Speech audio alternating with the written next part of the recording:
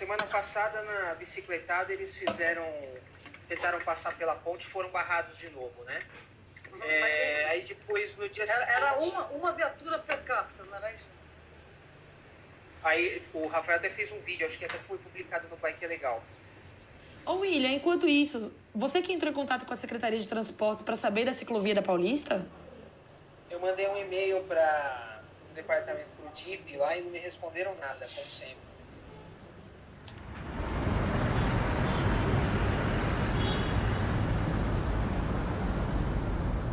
Eu vim morar aqui em 2008 para estudar. E eu tinha plano de trazer meu carro. O trânsito de carro era muito inviável, eu tinha medo de dirigir também. Durante 6 meses eu andei muito de ônibus. Achava muito caro.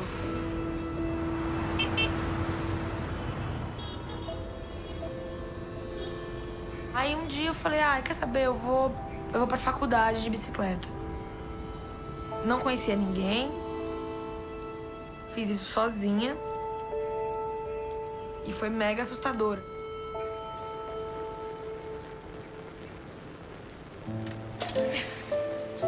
Mas uma sensação de ativa. Eu cheguei ativa na faculdade.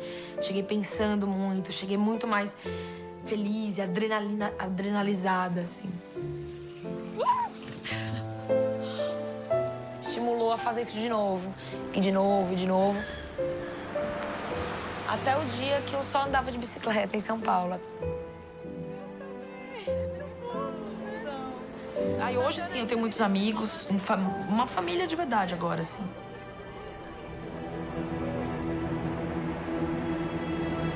A gente tá passando por um momento de ter que desvendar o que acontece com a cidade, né?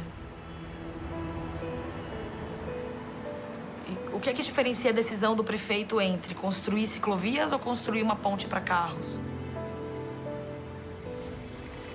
Por que o transporte público tá caro se ele tá ruim?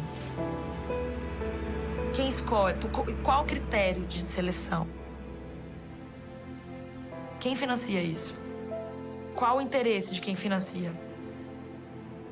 É o X da questão, pra mim, de todas as cidades.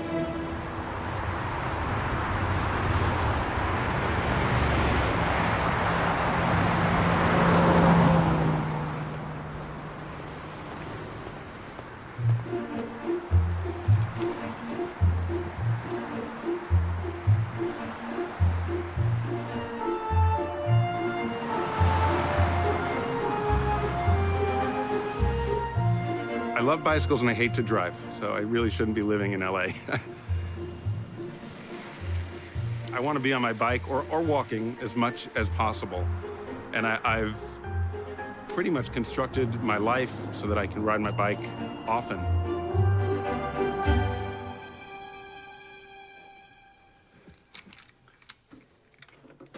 Okay, do you want to go downstairs, kid? Are you ready? Are your shoes on the wrong feet again? Yes. You ready? You didn't pack any snacks? Daddy, what to do? I haven't packed any snacks yet. Come on. No, it's too hard to walk down the stairs. Because your shoes are on the wrong feet. Sit right there while I open the garage, okay? It's time to open the garage.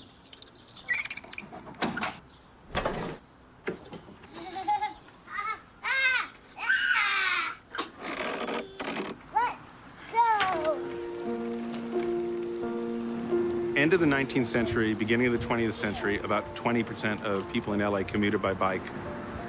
People didn't get in their car and drive 2 hours the way they do to work now. People worked in their communities.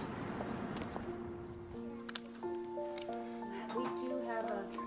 You know, it was a different Los Angeles then. All around LA in the 1900s, people were riding bicycles.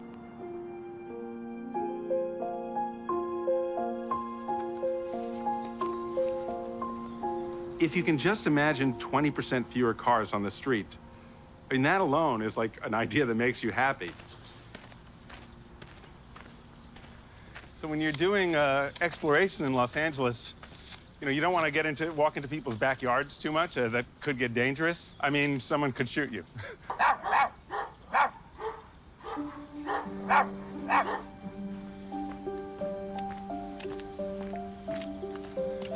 used to be a bicycle freeway that ran through here. Do you know anything about that? Slab that's still there. I know that it's city-owned. Cool. Mika, come here. Well, thank you. You're welcome. It was probably like 7 or 8 years ago that I saw this iconic picture of these cyclists coming down from Pasadena on this wooden boardwalk.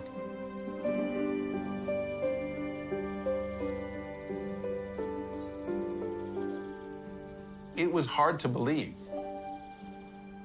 My first thought was, well, where was that? Is it still there? Why is it gone? Who tore it down? What I often do is I'll look sort of between the houses because the cycleway would have been behind all these houses here. When you see that picture, you can't help but wonder what it would be like if every freeway in Los Angeles was a bicycle freeway instead of a car freeway.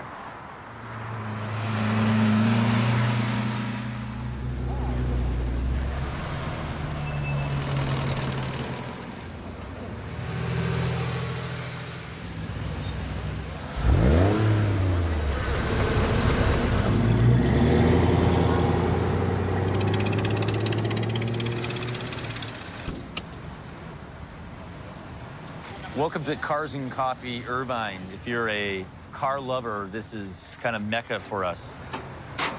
What you see here is almost 100 years worth of automotive history sitting in this parking lot. And if you don't understand this, you don't understand automobiles.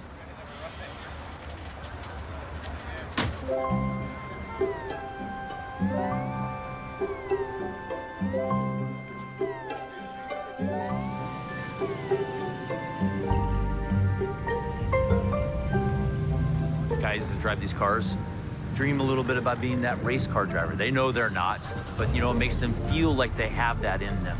It makes them feel like they could be, that they're driving the same car that some guy drove at Le Mans or drove on Sunday at a racetrack.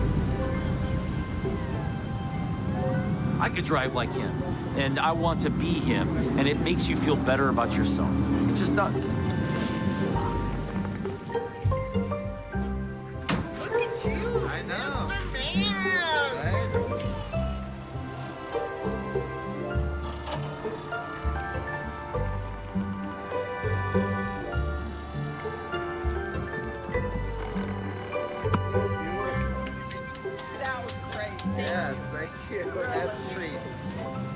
Do I want to have cleaner air for my kids? Do I not want climate change? Yeah, you dang right. And I think, you know, these things are facing us right now. And I would say that everybody in this parking lot, even though we all love gasoline and we all want, you know, our gas-powered cars, at the same time, we want cleaner air and we don't want the climate to be changing as dramatically as it is right now. And that's a scary thing for us. So these people want to do something too.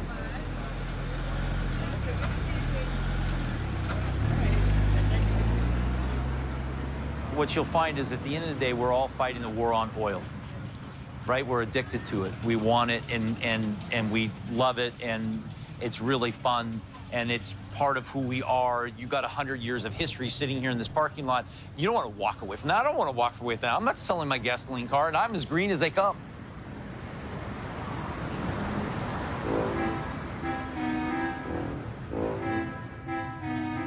My name is Raquel Raonic.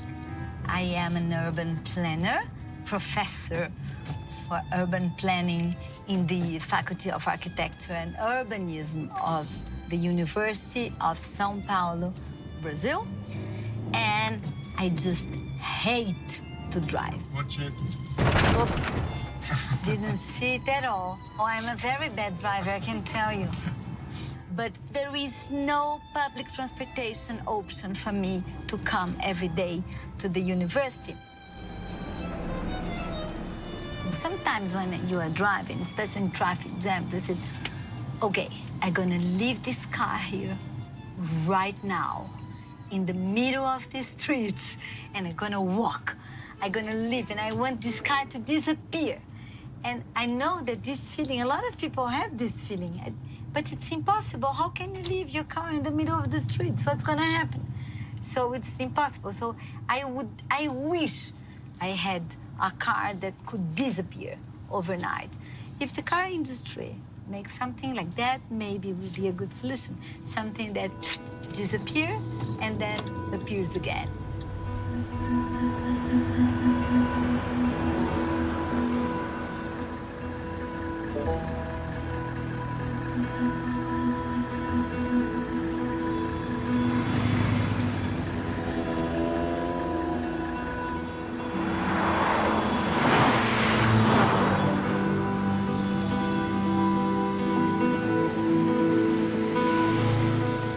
Pedalar em São Paulo é um grande desafio. Tem que ter muita vontade, assim.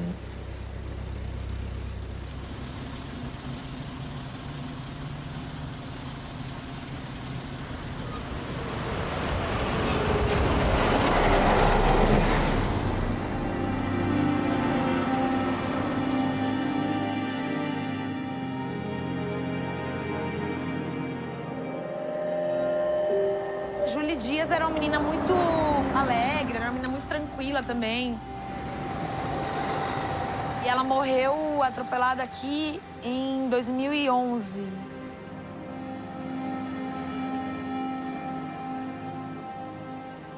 E foi um ônibus no final da Avenida Paulista. Ela estava indo trabalhar. Ela era bióloga, estava indo trabalhar no Hospital das Clínicas. Ela trabalhava com células-tronco. E ela tinha um jeito de pedalar muito tranquilo. Ela não era agressiva no trânsito.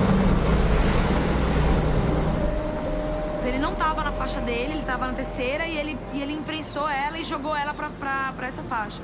Aí um outro ônibus que estava aqui na faixa dele atropelou e passou por cima dela.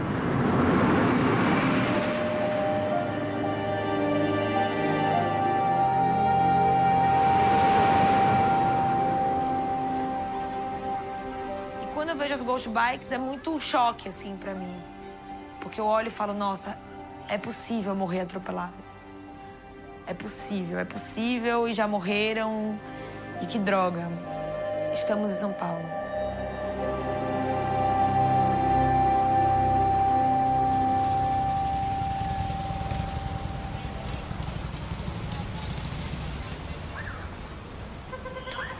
Na época que morreu a Julie, a gente foi na Paulista, entendeu o que estava acontecendo, porque o ciclista é imprensado. Né?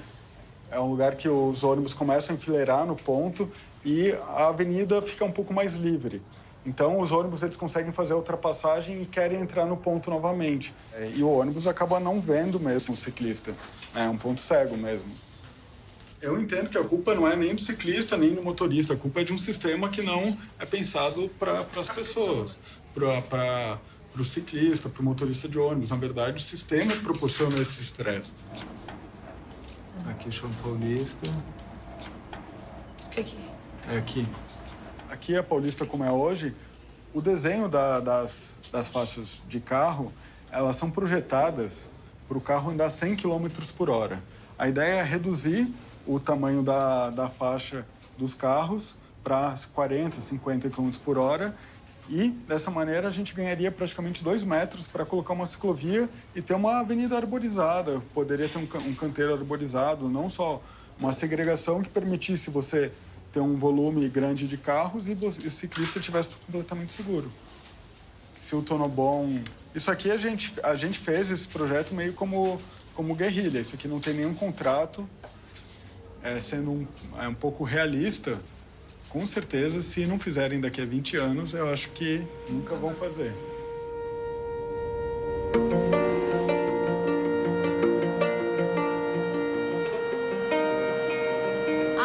O órgão de trânsito, ele tá aqui fazendo adaptações para o fluxo de carros, para que os carros não engarrafem, não é para as pessoas se saírem das situações de risco.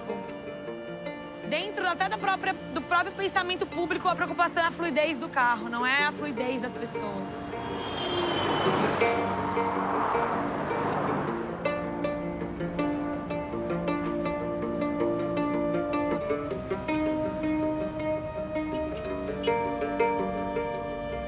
When the car industry became the main industrial sector for Brazilian industrial development, urban planning became completely car-oriented. Brazil decided to leave completely trains and trams and replace them by cars and buses.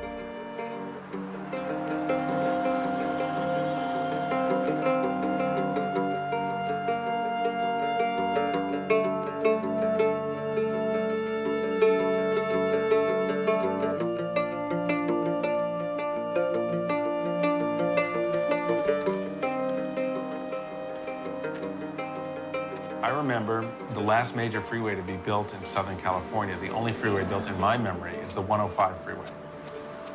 That freeway was finished in the 1990s.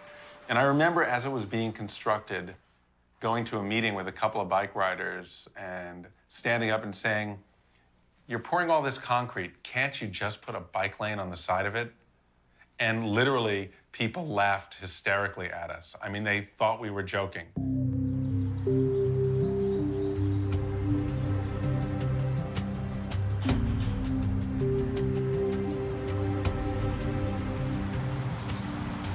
I want to jump over this fence.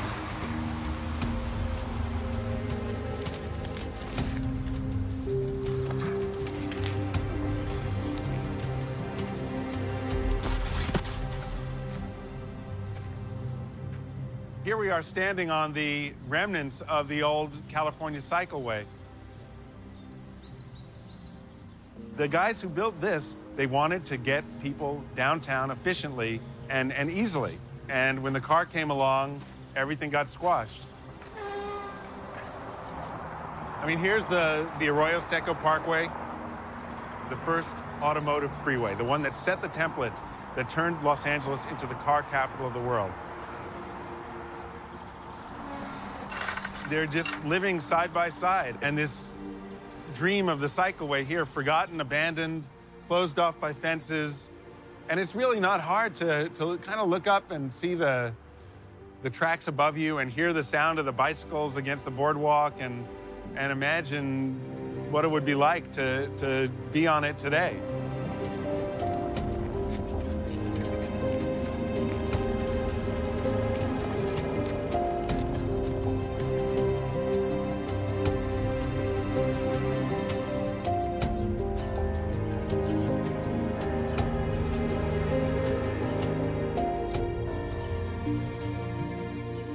The car industry wanted Los Angeles really badly. They wanted to own Los Angeles. They wanted this freeway system built. They saw the open road and had this vision of hundreds of miles of freeways.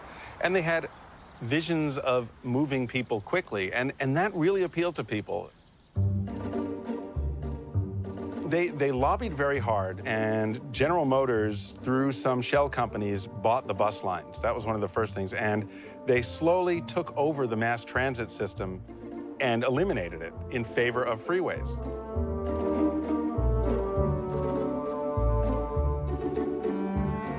Starting around 1945, they begin to remove the trolley system, the greatest mass transit system ever built in the history of mankind, spreading across this huge area. And piece by piece, they begin dismantling it.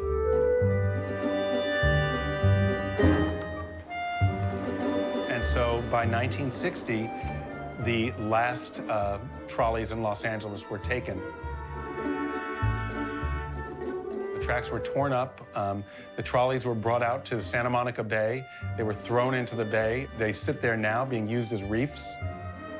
And all that infrastructure went away in a matter of years and was replaced by freeways.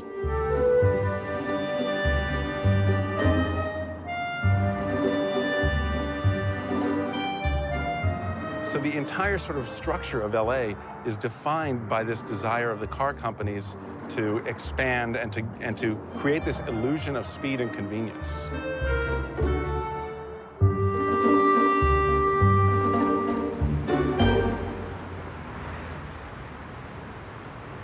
The idea of endless traffic jams became, very attached to Los Angeles really early.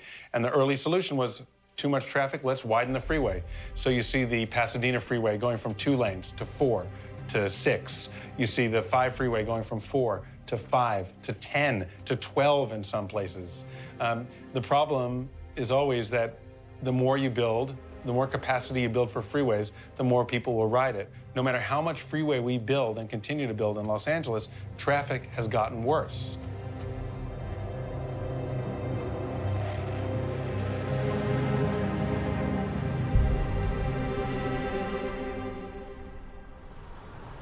Southern California is bracing itself for epic gridlock. One of the world's busiest freeways about to be shut down for the entire weekend. All the drivers getting ready for what they're calling Carmageddon. Flying in a helicopter will be the only fast way to get around town this weekend because when the 405 is shut down, traffic experts predict total chaos. For us not to have access to freeways is like the end of the world. It really is. They're closing 10 miles of the 405 freeway for construction this weekend. It's going to be chaos. Anywhere else, this might be a minor nuisance. But the 405 is the busiest, most legendarily traffic-clogged highway in America. Good morning, everybody, and thank you for joining us this morning. Anybody would decide to have a press conference on the 405 at 9 o'clock in the morning is trying to make a point. It's paralysis just getting here today. Whoever picked 9 o'clock this morning dramatized the reality of the gridlock on the west side of Los Angeles, which is obviously, for all of us on the west side, beyond our acceptance level. Paul is on that side, I'm on this side. Together, Paul and I go right through the middle of this gridlock situation. Of course, that weekend, the 15th, 16th, and 17th, put it in your calendars now, public, and stay away from the west side and avoid what will be going on. There's no other way. It's going to be a really horrendous weekend. Stay home, stay away, go on vacation, avoid the area like the plague. I've represented this area for 36 years. I know every shortcut over the hill in both directions. Not one of them is going to work.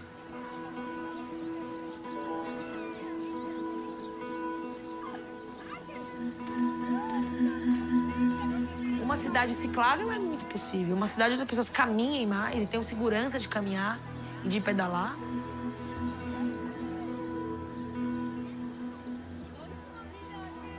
São Paulo nem tem estrutura para bicicleta e a cidade está lotada de gente pedalando. Imagina se tivesse estrutura. Se tivesse incentivo.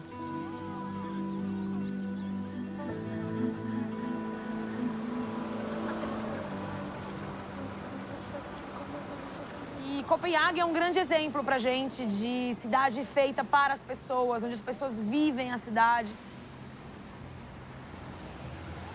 É um sonho quando eu assisto coisas de Copenhague, quando eu leio sobre a Dinamarca, sobre a Holanda. Eu quero muito conhecer um dia.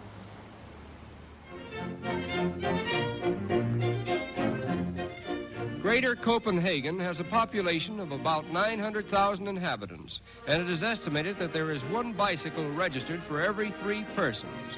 Consequently, bicycles overrun the city and provide an interesting spectacle, especially for the automobile-conscious American visitors, who may be of the impression that bicycles in metropolitan cities are a thing of the past.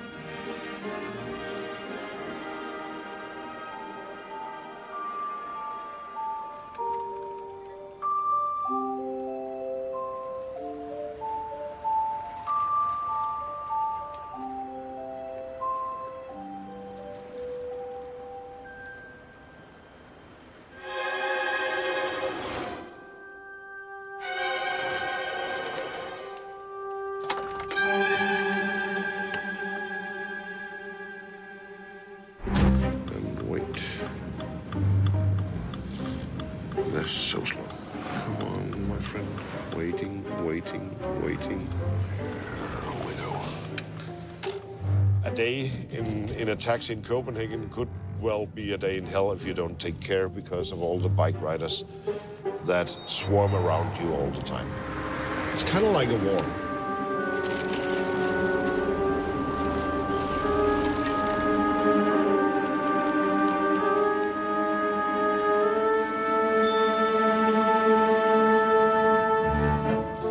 hate bike riders as such. I even know some. I have friends who are bike riders, and they're kind of nice people.